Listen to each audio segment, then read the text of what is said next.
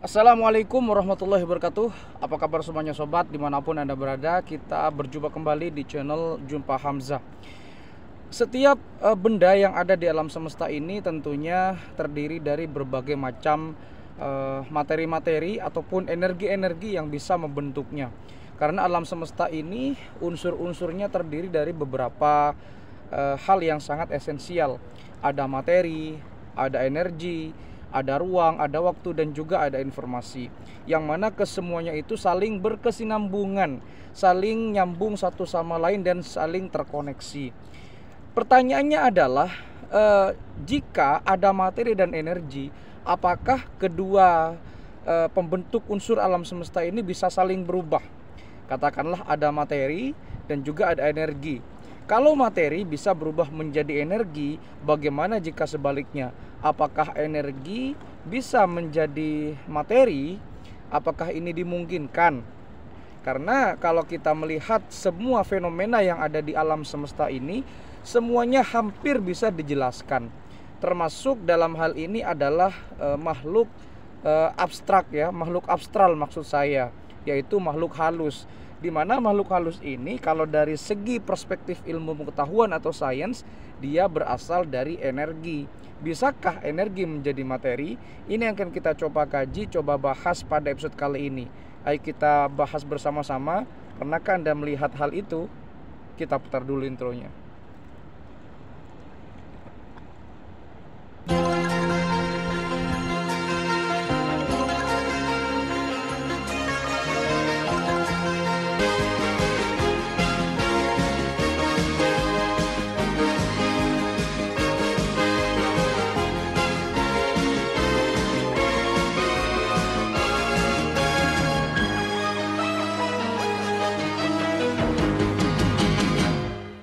Apa yang disebut dengan energi dan apa yang disebut dengan materi? Kita mulai dari energi terlebih dahulu. Energi merupakan sebuah hal atau unsur-unsur yang tentunya bisa membuat sesuatu bergerak, bisa membuat sesuatu berjalan, dan bisa membuat sesuatu menjadi berproses.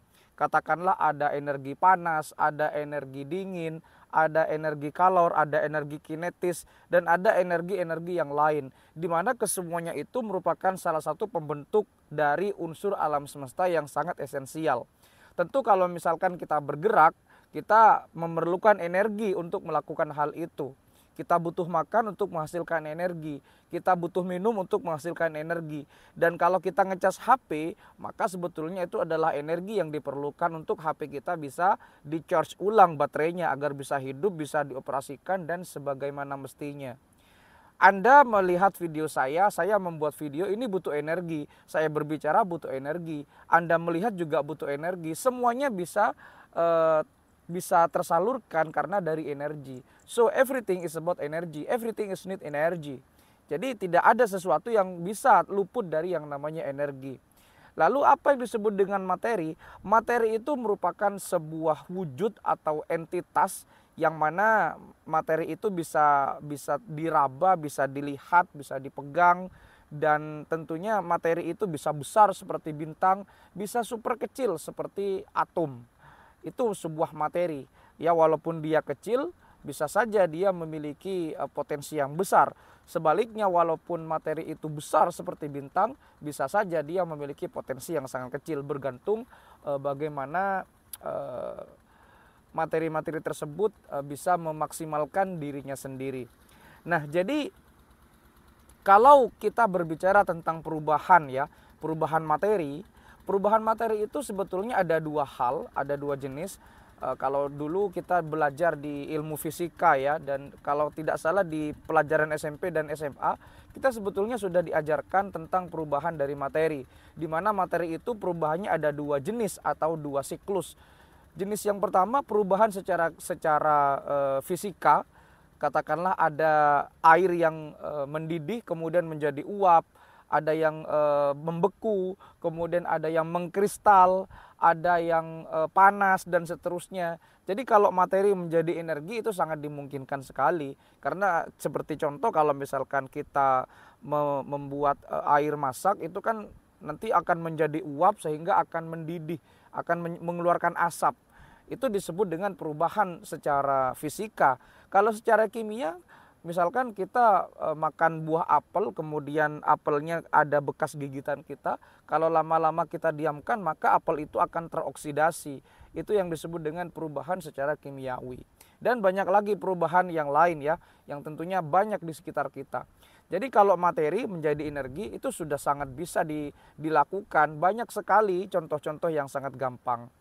Nah, materi itu tersusun dari beberapa jenis yang sangat atau unsur yang tentunya tidak bisa dilepaskan. Ada berat, ada massa. Apa itu berat?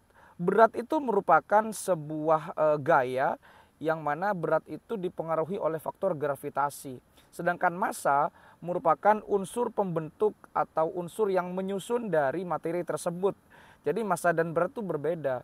Misalkan Anda berat di bumi itu sekitar 70 kg, tapi berat Anda di bulan bisa saja berubah secara drastis, bisa saja berkurang. Kenapa? Karena gaya gravitasinya berbeda. Gaya tarik-menarik antara bumi dan di bulan itu juga berbeda. Sedangkan kalau massa tidak dipengaruhi oleh jarak, tidak dipengaruhi oleh waktu. Massa itu akan terus ada dimanapun Anda berada. Anda ada di bulan, ada di planet Venus, ada di planet Saturnus, ada di planet Namek, tetap massa Anda ada dan tetap massa Anda nggak berubah. Karena massa itu adalah suatu pembentuk materi yang tersusun dalam tubuh Anda. Seperti itu. Massa satuan beratnya adalah Newton. Kemudian kalau berat itu adalah kilogram. Seperti itu. Kalau nggak kebalik ya, kalau kebalik silakan dikoreksi. Kemudian materi itu sebetulnya adalah hal yang tentunya sangat mudah kita amati karena memang bisa dipegang, bisa dirasa, dia memiliki bentuk, dia memiliki warna dan seterusnya. Tapi kalau energi ini ya kita kadang hanya bisa melihat energi dan kadang bisa merasakan energi, kita nggak bisa menyentuh energi. Katakanlah ada energi listrik. Kita kalau bisa misalkan ingin memegang energi listrik ya kita kena setrum. Atau misalkan energi panas, kita ingin memegang bukan matahari ya, matahari itu adalah materinya. Sedangkan kalau energinya ya adalah sinar matahari itu. Kan kita nggak mungkin bisa megang sinar. Nah, bagaimana penjelasannya dengan fenomena penampakan di mana manusia dan sebetulnya ini bersifat dimensional ya dan juga ruang dan waktu. Jadi alam semesta itu terdiri dari beberapa unsur pembentuknya ya, ada materi, energi, ruang, waktu dan juga informasi. Di mana ini ada hubungannya dengan dimensi. Manusia itu hidup di dimensi ketiga. Ya, dimensi ketiga satu dimensi 4 begitu. Satu dimensi 4 itu maksudnya waktu. Jadi manusia itu memiliki ketebalan ya, memiliki ketebalan yang bersifat ya seperti ini, 3 dimensi. Jadi panjang, kemudian tinggi, lebar, dan ada keluar masuk. Itu kalau dari sisi manusia dan hewan-hewan yang lain yang ada di 3 dimensi. Sedangkan kalau jin ataupun makhluk halus atau apapun itu istilahnya, mungkin dia berada di dimensi yang lebih tinggi, mungkin ke-4, ke-5, ke-6 atau bahkan seterusnya. Nah, bagaimana sekarang pertanyaannya, bisakah energi menjadi materi? Nah, ini yang sulit dijelaskan ya. Bahkan sampai saat ini ilmuwan-ilmuwan fisika, ilmuwan-ilmuwan kimia itu sangat berusaha untuk bisa menguraikan energi, membentuk sebuah materi baru. Pertanyaannya yang paling besar atau yang sangat fundamental adalah jikapun suatu saat atau kapan ataukah sekarang sudah bisa, akan menjadi materi seperti apa? Karena materi itu tentunya akan menyusun lagi seperti zat-zat yang tentunya sudah bisa dirasakan, ada massanya, ada beratnya. Energi juga sama, energi itu memiliki berat, memiliki massa. Kalau satuannya adalah joule kalau nggak salah ya, dan kWh. Jadi bagaimana caranya? Ya tentunya ini hanya bisa dilakukan di beberapa sektor mungkin yang sangat mikroskopik ya, sangat berhubungan dengan fisika kuantum. Hanya ada di laboratorium khusus. Barangkali sekarang ilmuwan sudah bisa, tetapi barangkali hanya dalam bentuk yang sangat sederhana materinya. Apakah bisa? Ya jawabannya bisa secara teoritis. Karena Albert Einstein sudah pernah merumuskan E sama dengan mc kuadrat itu. E sama dengan E adalah energi, kemudian sama dengan M adalah massa, dan C adalah satuan kuadrat dari cahaya. Jadi kecepatan cahaya itu adalah sekitar 300.000 km per detik atau sekitar 3 juta meter ya, seperti itu. Jadi kalau misalkan kita mengubah materi menjadi energi sangat dimungkinkan. Ya contoh gampangnya adalah ketika Anda membakar kayu, kayu itu memiliki berat, memiliki massa, kemudian kalau kita bakar sebetulnya itu akan menghasilkan energi panas yang dihasilkan oleh hasil pembakaran atau dari api. Kalau misalkan Anda melihat kucing yang meninggal dan dia sudah meninggal di dekat sekitar pohon, kemudian dia akan terurai secara kimiawi dan secara fisika. Karena sebetulnya unsur-unsur pembentuk manusia itu kan dari saripati tanah dan akan kembali ke tanah, begitu kan? Kalau dalam perspektif agama Islam begitu. Makanya kalau ada orang meninggal dalam agama Islam harus cepat-cepat dikuburkan agar bisa terurai seperti itu. Dan siklusnya terus berjalan. Jadi misalkan nih ada kucing yang meninggal di dekat pohon. Nah kemudian nanti lama-kelamaan bakteri-bakterinya akan membusuk, akan mulai terbentuk. Kemudian nanti bakteri-bakterinya akan memakan sisa-sisa jasad dari kucing tersebut. Dan akhirnya lama-kelamaan kucing tersebut akan menjadi tanah dan bersatu menjadi saripati tanah lagi. Kemudian pohon yang ada di situ, yang ada di dekat kucing yang sudah mati itu akan menyerap. Karena sebagian dari jasad kucing itu juga akan menjadi energi dan gas yang bisa berguna bagi keberlangsungan kehidupan. Seperti itulah siklusnya barangkali. Kemudian kalau kita berbicara tentang bagaimana pembentukan energi menjadi materi, ini merupakan hal yang tentunya sangat sulit dibuat, tapi bukan tidak mungkin karena secara teoritis itu sangat dimungkinkan. Ya barangkali saat ini ilmuwan sudah bisa menciptakannya dalam bentuk sangat sederhana di laboratorium khusus seperti itu. Lantas bagaimana penjelasannya tentang penampakan hantu?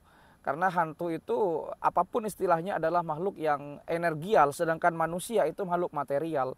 Ada sekitar 40 unsur yang bisa menyusun tubuh manusia tersebut, yang mulai dari awal terbentuknya embrio menjadi zigot, menjadi segumpal daging, menjadi segumpal darah, segumpal daging, menjadi tulang belulang, dan akhirnya menjadi manusia seperti saya. Itu memiliki proses yang sangat panjang tentunya, dari proses fisika juga, dari proses kimia juga, sehingga itu memang bisa kita rasakan ya, perut ibu semakin membesar kalau hamil 1 bulan, 2 bulan, 3 bulan, sampai 9 bulan, bahkan ada yang 10 bulan dan akhirnya melahirkan manusia yang baru. Nah bagaimana dengan hantu yang tentunya bisa menampakkan diri? Jadi gini, sebetulnya itu bersifat dimensional. Manusia itu hidup di alam 3 dimensi dan alam 4 dimensi dengan 1 dimensi waktu sebetulnya. Karena begini, kalau kita melihat bayangan, bayangan itu kan tidak memiliki ketebalan. Jadi kalau misalkan tangan kita didekatkan ke salah satu bayangan yang ada di dinding atau di kaca atau di cermin, maka bayangan itu bisa merasakan kehadiran makhluk 3 dimensi. Karena mereka ada di 2 dimensi, mereka tidak punya konsep ketebalan. Mereka hanya bisa mengetahui konsep maju mundur, naik turun. Keluar masuk mereka nggak ada dalam dunianya. Sehingga itu merupakan hal yang aneh, hal yang sangat dilarang, hal yang tidak dimungkinkan dalam dunianya. Karena mereka hanya hidup di 2 dimensi. Jadi apapun kehidupan yang ada di alam 2 dimensi atau bahkan 1 dimensi, makhluk 3 dimensi seperti kita, seperti manusia dan makhluk 3 dimensi yang lain, itu bisa menampakkan diri. Tetapi 3 dimensinya tidak memiliki bentuk yang sama persis. Kenapa? Karena tidak bisa diterjemahkan ke dalam 2 dimensi oleh makhluk yang ada di sana. Begitu juga dengan kehadiran makhluk yang lebih tinggi dimensinya dari kita. Jadi mereka hanya bisa menampakkan yang 3 dimensinya. Sedangkan dimensi yang lain kita tidak bisa melihatnya. Sehingga seringkali diterjemahkan kalau penampakan itu mukanya seram, memiliki wujud yang sangat menakutkan dan segala macam. Barangkali itu adalah penampakan yang 3 dimensi yang divisualisasikan melalui alam 3 dimensi. Ketebalannya terbatas seperti itu, sehingga memungkinkan bentuknya menjadi amburadul, tidak simetris, tidak bisa diterima oleh panca indera kita yang ada di alam 3 dimensi. Kalau mungkin mereka seandainya manusia suatu saat bisa menembus dimensi, barangkali manusia bisa melihat wujud seperti apa makhluk 4 dimensi atau makhluk 5 dimensi dan bahkan 6 dimensi atau bahkan lebih tinggi. Karena konsep visualisasinya juga berbeda. Nah, kalau misalkan jadi sebetulnya batas dimensi di mana? Ya batas dimensi sebetulnya ada di sekitar kita. Kalau misalkan kita melihat bayangan contohnya, ya batas 2 dimensi dan 3 dimensi ya hanya ada di dinding itu. Nggak ada di mana, nggak ada di alam lain. Tetapi memang kata alam lain itu keluar atau misalkan berasal dari batas 2 dimensi ke 3 dimensi. Karena memang yang bisa masuk ke dalam multidimensi itu hanya cahaya dan gravitasi. Yang lainnya nggak bisa. Gelombang elektromagnetik dan gelombang radio nggak bisa masuk multidimensi. Dia hanya overlap saja. Jadi kemungkinan penampakan jin, makhluk halus atau apapun istilahnya, dia hanya nempel. Mungkin iseng-iseng gitu ya. Dia hanya nempel di perbatasan dimensi antara dimensi 4 atau dimensi yang lebih tinggi ke dimensi ketiga yang ada kita ini. Sehingga yang kita lihat adalah ya penampakan yang semacam itu. Karena visualisasinya berdasarkan visualisasi makhluk 3 dimensi. Seperti itu. Sehingga kalau kita misalkan iseng-iseng menempelkan bayangan kita ke cermin atau ke dinding, yang mereka akan melihat memvisualisasikan bagaimana citranya di 2 dimensi dan 1 dimensi. Begitu. Karena kalau misalkan ada makhluk 4 dimensi atau dimensi yang lebih tinggi, misalkan menempelkan sosoknya, dia akan menembus dimensi yang lebih rendah lagi. Manusia akan melihat secara 3 dimensi visualisasinya, makhluk 2 dimensi juga akan melihat sesuatu yang visualisasinya versi 2 dimensi. Begitu juga yang lebih bawah, seperti itu. Jadi intinya makhluk yang menampakkan diri itu barangkali akan lebih seram penampakannya di 2 dimensi atau bahkan lebih seram lagi di 1 dimensi. Kita manusia melihatnya dalam versi 3 dimensinya, 4 dimensinya kita nggak tahu, 5 dimensinya kita kagak tahu. Jadi gampangannya adalah makhluk yang lebih tinggi dimensinya itu bisa melihat ke dimensi yang lebih rendah. Seperti kita bisa melihat bayangan, tapi bayangan nggak bisa melihat kita, hanya bisa melihat bentuk 2 dimensinya saja. Tapi sebaliknya makhluk yang lebih rendah nggak bisa melihat makhluk yang lebih tinggi dimensinya daripada kita. Sehingga seperti itulah. Nah, barangkali makhluk yang dimensinya yang bersifat energial itu merupakan, kalau misalkan dia ingin menampakkan diri ya tentunya dia harus mengubah dari energi ke materi, dan itu pun sangat tidak dimungkinkan kalau lintas dimensi. Kalau lintas dimensi, sedangkan energi yang ada di alam 3 dimensi itu merupakan kenapa dimungkinkan ya karena masih di dimensi ketiga. Tapi kalau energinya sudah lebih tinggi lagi barangkali itu tidak dimungkinkan. Tetapi secara teoritis bisa saja terjadi. Karena bisa saja suatu saat tidak hanya gravitasi dan cahaya yang mampu melintasi dimensi, tapi mungkin materi juga. Ya siapa tahu, karena perkembangan teknologi akan terus dikembangkan oleh para ilmuwan tentunya. Kira-kira seperti itulah penjelasan bagaimana penampakan hantu secara saintifik ya. Karena kalau kita melihat hantu kan itu seolah-olah kita ketakutan karena bentuknya tak beraturan, bentuknya menyeramkan. Ya karena itu adalah visualisasi versi 3 dimensi. Seperti itu kira-kira. Mudah-mudahan bisa menjawab rasa penasaran kita, dan tentunya masih banyak misteri-misteri yang belum terpecahkan di alam semesta kita ini. Tugas kita hanya terus untuk belajar, dan tentunya kita tidak harus heran karena semuanya ini memiliki penjelasan yang tentunya bisa dijelaskan secara ilmiah. Terima kasih sudah menyimak. Mudah-mudahan bisa bermanfaat. Sampai jumpa di video berikutnya. Wassalamualaikum warahmatullahi wabarakatuh.